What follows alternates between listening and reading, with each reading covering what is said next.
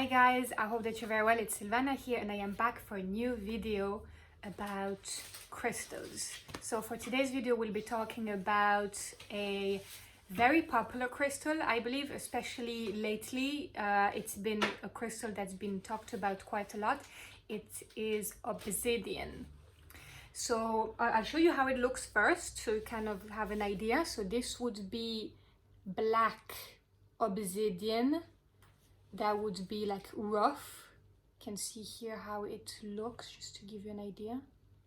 And I also have other shapes that I'll show you right after. What we're going to do is we're going to do a quick explanation as to what is it that you need to know about obsidian, you know, the zodiac signs associated with it, the emotional healing side about it, chakra related, and a few other extra bit of information that you probably want to know about obsidian. Obsidian, usually you'll find it black. Sometimes you can find it as well with gray spots, which would be called snowflake. We'll talk about snowflake on another video. Black obsidian, for those of you that don't know, it's actually a form of glass made out of volcanic lava, and that would have solidified and created this super cool specimen that you see here. That's, in a few words, to make it simple, what obsidian actually is. It's a zodiac stone for Scorpio, Sagittarius, especially the arrow shape, I'll show you after, and Capricorn. Works also very well with obsidian's energy. And the cool thing about obsidian is it is nicknamed the wizard stone. Obviously, because it has a lot of magical associations connected to it. It's a stone that you would have probably heard of about in a lot of movies, you know, books, those sort of things, as being introduced as a magic stone full of very strong powers. So that would be that.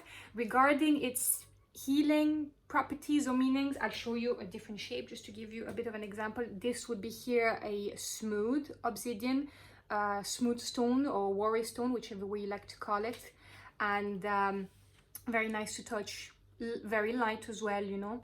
And it's basically a shield against negativity, very similar to black tourmaline that way. They share that property together. It's a stone of self-control. It's also great after a trauma of any kind. As black obsidian, it's said to help to you know, flow with grief, you know, and let you heal from that experience if it's stuck within you. So that would be it. It's also great, especially if you have it in a polished shape. A great crystal to have in the workspace, because what's going to happen is that obsidian is known for being purifying, it heals, it offers also psychic protection, and what it's going to do obviously is that it's going to cleanse your environment from inner negative energy, which obviously could be examples such as anger, stress, anxiety, etc. And it's also, obviously, because it's black, it's going to be very grounding. It's great to wear in jewelry form for protection. And it's definitely a crystal I would not suggest to share with anyone. If you have your own piece, you should keep it for yourself. Because of all these properties, for me, I would consider it a very personal crystal, in my opinion. And I'll show you an arrow shape. So here we have an arrow shape, just to give you an idea. That's also very popular. And what's so cool about the arrow shape, they work mostly for Sagittarius. And the meaning behind it is that the arrow shape is supposed to help you find your true path and to put you back on track. That's the meaning behind it.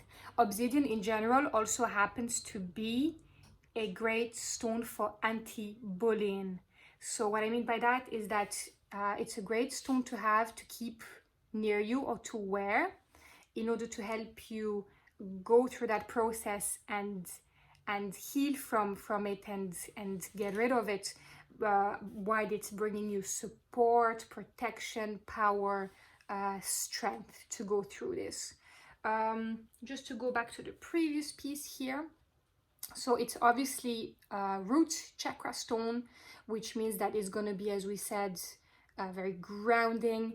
It's a great stone to help us deepen our connection to the physical and natural world and remind us to be present. That's what I would say about black obsidian. So that would be it for black obsidian. Thank you so much for watching this video, guys. Let me know in the comment section below, what do you think about black obsidian? Is it a stone that you like, and do you have it in your crystal collections? What do you think about black obsidian? And let me know as well, what crystal would you like me to talk about next?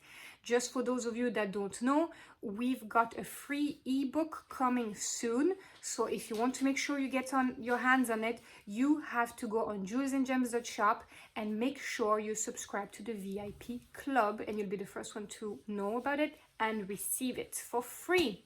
Thank you so much for watching, guys, and I'll talk to you soon.